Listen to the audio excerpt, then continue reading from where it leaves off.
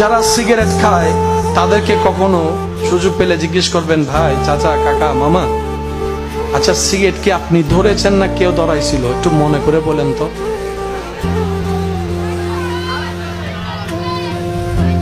ওই বন্ধু 5 বছর আগে কইছিল যে এক টান দে, বন্ধু কি বলছিল? সে বলে যে না না আমার কাশি আসে। সিগারেট ঠাইন্য বরস তুই কি বেড়া। অনেক মানুষ মনে করে সিগারেট খাওয়া মানে একটা বেড়াগিরি বাপ। অনেকে আছে তুই সিগারেট খাইতে তুই তো বেড়ি মানুষ।